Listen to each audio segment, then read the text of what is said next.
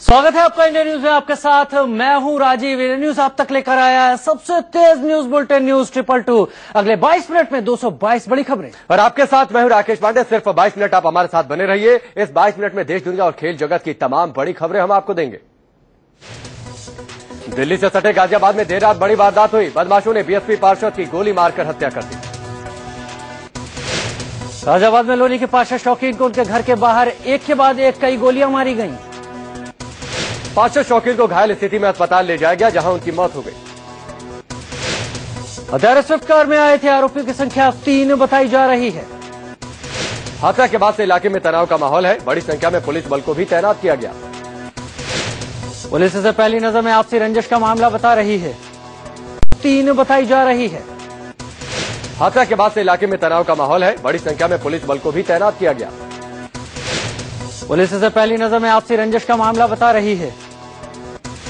Delhi police के सिपाही की संदिग्ध स्थिति में मौत का मामला सामने आया। सौरभ मलिक नाम के कांस्टेबल का शव पंखे से लटका मिला। सौरभ इंदिरा गांधी एयरपोर्ट पर तैनात था। सौरभ 27 अक्टूबर से ड्यूटी पर नहीं गया था। कल शाम को जब उसका साथी उसके बैरक में पहुंचा तब जाकर मामला खुला। पुलिस के मुताबिक शव की हालत देखते हुए सौरभ की मौत 3 दिन पहले ही हो गई मानी जा रही है। सौरभ के पास से कोई सुसाइड नोट नहीं मिला है। पुलिस जांच में जुटी है। यूपी के गोंडा में ससुराल वालों पर दहेज के लिए महिला को जिंदा जलाकर मारने का आरोप लगा। 32 साल की महिला को जिंदा जलाया गया। इलाज के दौरान उसकी मौत हो गई। वहीं केस दर्ज न करने पर महिला के परिजनों ने हाईवे पर शव को रखकर जाम लगा दिया। पुलिस ने परिजनों को किसी तरह शांत करवाया और मुकदमा दर्ज किया। यूपी के मैनपुरी में दहेज हत्या का मामला सामने आया है। आरोप है कि ससुराल वालों ने दहेज नहीं मिलने पर विवाहिता की पीट कर हत्या कर दी। शिकायत मिलने पर महिला के अंतिम संस्कार के समय पुलिस पहुंच गई और शव को अपने कब्जे में ले लिया। पुलिस पोस्टमार्टम रिपोर्ट का इंतजार कर रही है। मथुरा में इटली की महिला ने एक साधु पर छेड़छाड़ और जान से मारने की धमकी देने का आरोप लगाया। महिला के मुताबिक आरोपी साधु उसके घर के पास ही रहता है और कई दिनों से उसे परेशान कर रहा है। पुलिस ने महिला की शिकायत पर मुकदमा दर्ज कर मामले की जांच शुरू कर दी है। महाराष्ट्र के कोल्हापुर भीड़ ने रेप के आरोपी की सरेआम जमकर धुलाई कर दी। आरोपी पर पड़ोस में रहने वाली 15 साल की लड़की से रेप का आरोप है। आरोपी ने किसी बहाने से लड़की को अपने घर बुलाया, फिर उसके साथ रेप किया। वारदात की भनक जब स्थानीय लोगों को लगी तो लोगों ने आरोपी को घर से निकालकर उसकी पिटाई कर दी। आरोपी को बुरी तरह पीटने के बाद उसे पुलिस के हवाले कर दिया। आगरा में 6 साल की बच्ची की दुष्कर्म के बाद हत्या का मामला सामने आया है। आरोपी ने रात के वक्त बच्ची को घर से अगवा किया, फिर उसके बाद रेप करके उसकी हत्या कर दी। बच्ची का शव खेत में सुनसान जगह पर मिला। लड़की का पिता बच्ची को घर में अकेला छोड़कर शादी समारोह में गया था। आज से पेट्रोल ₹2.41 और डीजल ₹2.25 सस्ता हो गया। दिल्ली में पेट्रोल ₹66.65 की बजाय ₹64.25 का प्रति लीटर मिलेगा। मुंबई में ₹2.55 सस्ता होने के चलते पेट्रोल की कीमत ₹71.91 प्रति लीटर हो गई है। दिल्ली में अब डीजल ₹55.60 की बजाय ₹53.35 प्रति लीटर मिलेगा। मुंबई में डीजल ₹2.50 सस्ता हुआ है, जिससे इसकी कीमत ₹61.04 प्रति लीटर हो गई है। इस साल अगस्त से पेट्रोल ₹9.36 सस्ता हो चुका है। डीजल भी महीने में दूसरी बार सस्ता हुआ। आज से एटीएम से पैसा निकालना और महंगा हो गया। रिजर्व बैंक ऑफ इंडिया ने एटीएम से पैसा निकालने के लिए नए दिशा निर्देश जारी किए हैं। नए नियम के तहत किसी और बैंक के एटीएम से महीने में सिर्फ 3 बार ही पैसा निकालना फ्री होगा। अपने खाते वाले बैंक के एटीएम से 5 बार ही फ्री में पैसा निकालने का नया नियम है। दूसरे बैंक के एटीएम से 3 बार पैसा निकालने के बाद पैसे निकालने पर ₹20 का चार्ज लगेगा। देवेंद्र फडणवीस के मुख्यमंत्री बनने के बाद आज महाराष्ट्र में मंत्रालयों का बंटवारा होगा। महाराष्ट्र के नए मुख्यमंत्री देवेंद्र फडणवीस ने कहा है कि वो आदर्श घोटाले की फाइल को रीओपन करेंगे। देवेंद्र ने कहा एनसीपी में समर्थन दे या न दे उसके घोटालों की जांच की जाएगी। इससे पहले कल बीजेपी नेता देवेंद्र फडणवीस ने महाराष्ट्र के नए मुख्यमंत्री के तौर पर शपथ ली। शिवसेना प्रमुख उद्धव ठाकरे भी शपथ ग्रहण समारोह में पहुंचे। उद्धव ने पहले समारोह में आने से इनकार किया था। शपथ ग्रहण के बाद प्रधानमंत्री नरेंद्र मोदी मंच पर बैठे उद्धव ठाकरे के पास पहुंचे। मोदी ने उद्धव से हाथ मिलाया, उनका हालचाल जाना। देवेंद्र फडणवीस के शपथ लेने के तुरंत बाद बीजेपी के अध्यक्ष अमित शाह ने शिवसेना प्रमुख से बातचीत की। दोनों नेताओं के बीच नई सरकार में शिवसेना के शामिल होने पर बातचीत हुई। खबरों के मुताबिक बीजेपी ने उद्धव ठाकरे को मना लिया है, जिसके चलते हुए फडणवीस के शपथ ग्रहण में शामिल हुए। मुंबई के वानखेड़े स्टेडियम में देवेंद्र फडणवीस ने 7 कैबिनेट और 2 राज्य मंत्रियों के साथ शपथ ली। एकनाथ खड़ से सुधीर मुनगंटीवार, विनोद तावड़े, पंकजा मुंडे, प्रकाश मेहता, विष्णु सावरा और चंद्रकांत पाटिल कैबिनेट मंत्री बने। शपथ लेने के बाद देवेंद्र फडणवीस ने क्रिकेट मैच की विजेता टीम की तरह अपने मंत्रियों के साथ स्टेडियम का चक्कर लगाया। प्रधानमंत्री मोदी ने आज केंद्र सरकार के सभी सचिवों को मुलाकात के लिए बुलाया। सचिवों से मुलाकात के दौरान मोदी अब तक किए गए काम की जानकारी लेंगे और आगे के कदमों के बारे में चर्चा करेंगे। सूत्रों के मुताबिक नौकरशाह को चाय पर बुलाया गया है। इस दौरान काम पर चर्चा होने की संभावना है। चुनाव आयोग ने 84 के दंगा पीड़ितों के लिए मुआवजे के ऐलान पर गृह मंत्रालय से सफाई मांगी है। चुनाव आयोग ने गृह मंत्रालय को नोटिस जारी कर 3 नवंबर तक जवाब देने को कहा है। गृह मंत्रालय ने 1984 के दंगा पीड़ितों को अब तक मिले मुआवजे के अलावा और 5-5 लाख रुपए देने का फैसला किया। सरकारी मुआवजे का फायदा दंगे में मारे गए 3,325 लोगों के परिवारों को मिलेगा। गृह मंत्रालय ने हालांकि अभी तक दंगा पीड़ितों को मुआवजा देने का औपचारिक ऐलान नहीं किया है। चुनाव आयोग ने पूछा है कि उपचुनाव के कारण चुनाव आचार संहिता लागू होने के बावजूद मुआवजा देने का फैसला कैसे किया गया। आज से देश भर में बीजेपी का सदस्यता अभियान शुरू हो रहा है। पीएम मोदी इसके पहले सदस्य होंगे। सदस्यता अभियान कार्यक्रम की शुरुआत शाम 4-4:30 बजे बीजेपी के दफ्तर 11 अशोक रोड से शुरू होगी। प्रधानमंत्री नरेंद्र मोदी पार्टी सदस्यता अभियान की शुरुआत करेंगे। सदस्यता अभियान के लिए एक टोल फ्री नंबर जारी किया जाएगा, जिस पर कॉल करने पर सदस्यता नंबर जारी हो जाएगा। अमित शाह मोदी को पार्टी का सदस्य नंबर 1 बनाएंगे, जबकि अमित शाह सदस्य नंबर 2 बनेंगे। पुराने सदस्यों की सदस्यता रिन्यू की जाएगी, जो अगले 6 साल के लिए मान्य होगी। उपचुनावों को लेकर दिल्ली बीजेपी की चुनाव समिति की आज बैठक होगी। बीजेपी चुनाव समिति की बैठक में उपचुनाव के लिए बीजेपी उम्मीदवारों के नाम पर चर्चा होगी।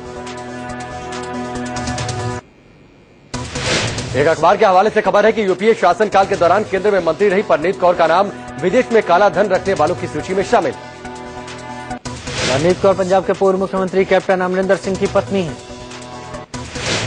काले धन के मसले पर बीजेपी नेता सुब्रमण्यम स्वामी ने पीएम मोदी को चिट्ठी लिखकर मंत्रियों से इस मसले पर हलफनामा मांगने की मांग की है। मंत्रियों को हलफनामे में बताना होगा उनका या उनके परिवार के लोगों का विदेश में कोई अवैध खाता तो नहीं। अपनी चिट्ठी में सुब्रमण्यम स्वामी ने कहा है कि जिस तरह सुप्रीम कोर्ट में काले धन को लेकर सरकार अपना पक्ष रख रही है, उससे देश की जनता निराश है। स्वामी ने चिट्ठी में सुझाव दिया कि एक अध्यादेश जारी कर विदेशों में रखे पैसे को राष्ट्रीय संपत्ति घोषित किया जाए। स्वामी ने विदेश में सोनिया और राहुल के बैंक खाते होने का आरोप दोहराते हुए सीबीआई जांच की मांग की है। कांग्रेस के वरिष्ठ नेता दिग्विजय सिंह ने पार्टी लीडरशिप को लेकर बहुत बड़ा बयान दिया। दिग्विजय ने कहा कि अब वक्त आ गया है कि राहुल गांधी सोनिया गांधी की जगह ले और पार्टी की कमान संभाले। मुंबई में राजनाथ सिंह के सुरक्षाकर्मियों और बीजेपी नेता विनोद तावड़े के बीच झड़प का वीडियो सामने आया। विनोद तावड़े राजनाथ सिंह से बात करने के लिए उनकी गाड़ी में बैठने की जबरन कोशिश कर रहे थे। तभी राजनाथ सिंह के सुरक्षाकर्मियों ने तावड़े को गाड़ी पर चढ़ने से रोक दिया। सुरक्षाकर्मियों के मना करने पर भी तावड़े नहीं माने, तब गार्ड ने तावड़े को कड़ी फटकार लगाई। तावड़े ने राजनाथ से उनके सुरक्षाकर्मियों को शिकायत करनी चाहिए, तो राजनाथ ने तावड़े को खास तवज्जो नहीं दी।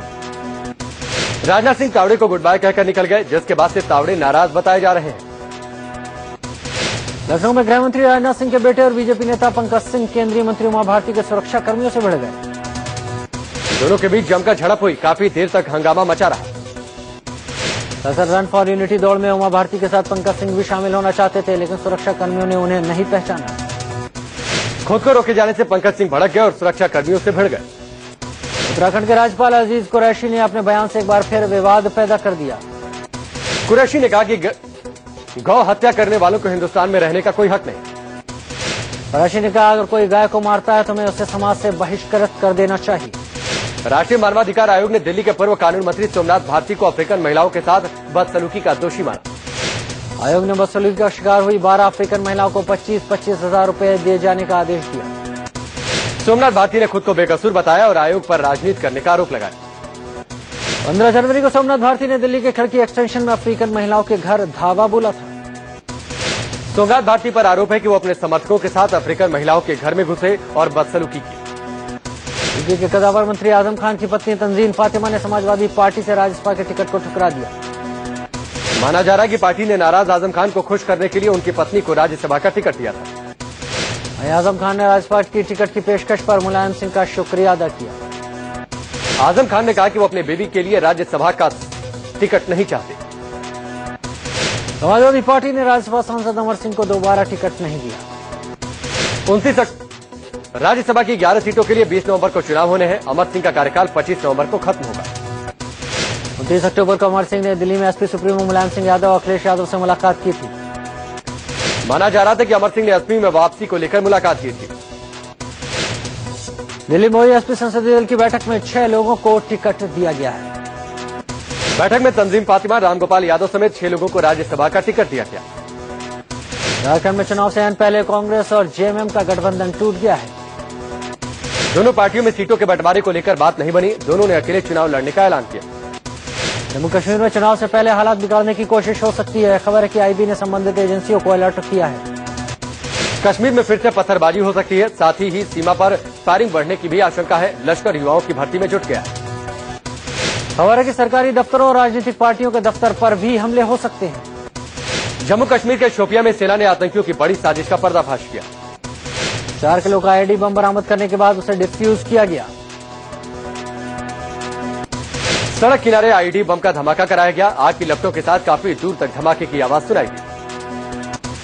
गृह मंत्रालय ने ऐलान किया कि बर्धमान ब्लास्ट के दोषियों को गिरफ्तार कराने वाले को 10 लाख रुपए का इनाम दिया जाएगा। बर्धमान ब्लास्ट के दोषियों में 4 बांग्लादेशी और 3 भारतीय आतंकी शामिल। सूचना और प्रसारण मंत्री प्रकाश जावड़ेकर आज वाराणसी में सफाई अभियान की शुरुआत करेंगे। कारोबारी मुकेश अंबानी की पत्नी नीता अंबानी अपना 50वां जन्मदिन काशी में मनाएंगी। अपना 50वां जन्मदिन मनाने के लिए नीता अंबानी और मुकेश अंबानी आज वाराणसी पहुंचेंगे। नीता अंबानी शाम 5 बजे काशी विश्वनाथ के दर्शन करेंगी और गंगा आरती में शामिल होंगी। नीता और मुकेश अंबानी के साथ 50 और लोग चार्टर प्लेन से वाराणसी पहुंचेंगे। कोकिलाबेन, अमिताभ बच्चन, करीना कपूर, सचिन तेंदुलकर, कपिल शर्मा के भी बर्थडे में शामिल होने की खबर है। नीता और मुकेश अंबानी बनारस के होटल गेटवे में रुकेंगे। नीता अंबानी का बर्थडे सेलिब्रेशन शाम 7 बजे होटल ताज में शुरू होगा। गृह मंत्री राजनाथ सिंह ने कहा है कि साइबर क्राइम पर लगाम कसने के लिए कानून और सख्त किए जाएंगे। राजनाथ सिंह ने कहा कि गृह मंत्रालय साइबर कानून को सख्त बनाने के लिए दिन रात काम कर रहा है। दिल्ली मुंबई राजमार्ग पर इलेक्ट्रॉनिक टोल संग्रहण यानी ईटीसी प्रणाली की शुरुआत हो गई। कल मुंबई में सड़क परिवहन मंत्री नितिन गडकरी ने इसका उद्घाटन किया। 1984 दंगों के खिलाफ 1 नवंबर को पंजाब बंद का ऐलान किया गया है। 84 दंगों के आरोपियों को सजा नहीं मिलने के विरोध में पंजाब बंद का ऐलान किया गया। पंजाब बंद के दौरान अमृतसर में ट्रेन रोकने की कोशिश कर रहे कुछ लोगों को पुलिस ने गिरफ्तार कर लिया।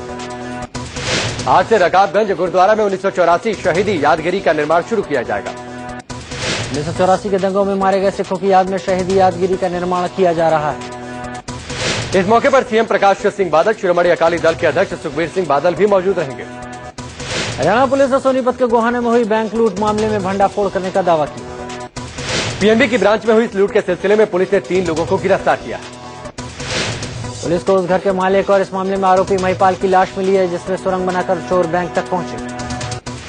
पुलिस घर के मालिक महिपाल को इस घटना का मास्टरमाइंड बता रही है। पुलिस ने बदमाशों से 43 किलो 600 ग्राम जेवर और 60,000 रुपए नकद बरामद किए। गिरफ्तार किए गए लोगों की पहचान सुरेंद्र, बलराज और सतीश के तौर पर की गई है। पुलिस ने इन्हें कटवाल गांव से गिरफ्तार किया। पुलिस ने आईपीसी की धारा 457, 380, 120B और 420 के तहत मुकदमा दर्ज कर लिया।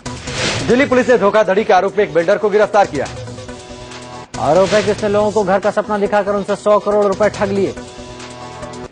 पुलिस ने आरोपी बिल्डर को कोर्ट में पेश किया, जहां से उसे 5 नवंबर तक पुलिस हिरासत में भेज दिया गया। दक्षिण दिल्ली के डॉक्टर जाकिर हुसैन मार्ग पर ओबराय होटल के पास एक बस हादसे का शिकार हो गई। हादसे में एक शख्स की मौत हो गई। बस के परखच्चे भी उड़ गए। इंडिया गेट की ओर जा रही इस मिनी बस में 20 लोग सवार थे। उसी दौरान आगे का टायर फट गया, जिससे बस पलट गई। हादसे में 8 लोग बुरी तरह जख्मी हो गए। पुलिस मामले की जांच में जुटी है। दिल्ली मेट्रो में एक बार फिर एक बंदर घुस आया। बंदर ने कई स्टेशनों तक मेट्रो में सफर भी किया। सीट पर चढ़कर बंदर ने मेट्रो से बाहर के नजारों का लुत्फ लिया। ये बंदर सुबह के वक्त ग्रीन लाइन मेट्रो स्टेशन में नांगलोई स्टेशन से ट्रेन में घुस गया था। वेस्ट दिल्ली इलाके में देर शाम पुलिस ने 10 बार और रेस्टोरेंट पर छापा मारा। कई लड़के और लड़कियां हुक्का पीते और नशा करते पाए गए। बार और रेस्टोरेंट के पास हुक्का पिलाने का लाइसेंस नहीं था।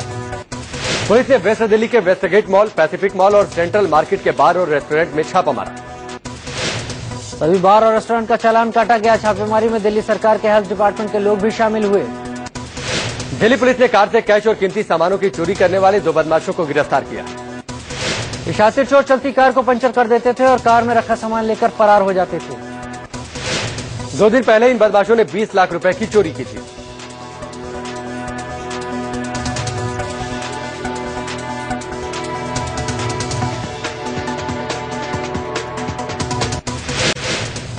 गाजियाबाद में एक शख्स पर दोस्त की पत्नी से छेड़छाड़ का आरोप लगा है।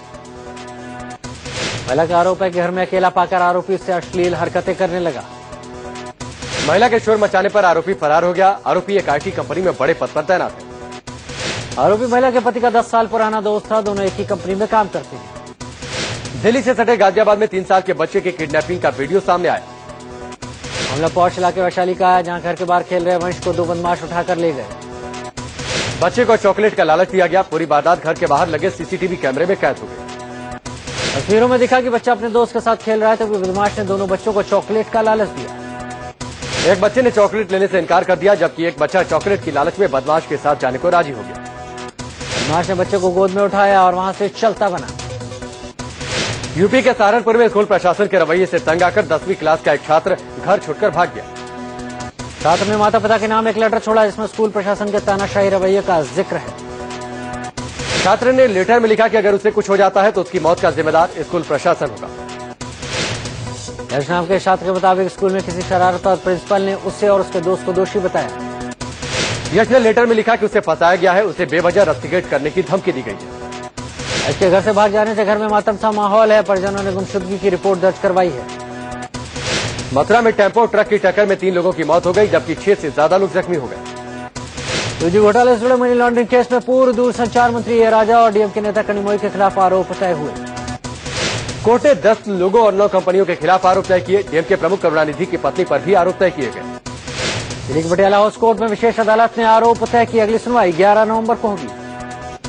प्रवर्तन निदेशालय की ओर से दायर आरोप पत्र पर कोर्ट ने यह आदेश जारी किया। नौकरानी की हत्या के आरोपी बीएसपी के पूर्व सांसद धनंजय सिंह को पटियाला हाउस कोर्ट ने नियमित जमानत दे दी है। धनंजय सिंह को अभी तक अंतरिम जमानत मिली थी। धनंजय पिछले साल 5 नवंबर को गिरफ्तार हुए थे। इलाहाबाद हाईकोर्ट ने ढिलाई कांड में दोषी सुरेंद्र कोहली की फांसी पर 25 नवंबर तक रोक लगा दी। हाईकोर्ट ने फांसी में देरी पर केंद्र और राज्य सरकार से जवाब भी मांगा है। भोपाल गैस कांड के दोषी वारेन एंडरसन की ब्रुकलिन में मौत हो गई। वो 92 साल का था। एंडरसन के पारिवारिक सूत्रों के मुताबिक ब्रुकलिन के एक नर्सिंग होम में 29 सितंबर को एंडरसन का निधन हुआ। चक्रवाती तूफान नीलोफर के कमजोर पड़ने से गुजरात के लोगों ने राहत की सांस ली है। तटवर्ती इलाकों में सामान्य बारिश और तेज हवाएं चलने के अलावा नीलोफर का खास असर नहीं होगा। इंडियन न्यूज के वीकली शो और सत्य के लिए मैनेजिंग एडिटर राणा यशवंत को दिल्ली में सम्मानित किया गया। इंडियन न्यूज के मैनेजिंग एडिटर राणा यशवंत को NAI अचीवमेंट अवार्ड से नवाजा गया। इंडियन न्यूज पर हर शनिवार रात 9:30 बजे अर्धसत्य शो का प्रसारण किया जाता है।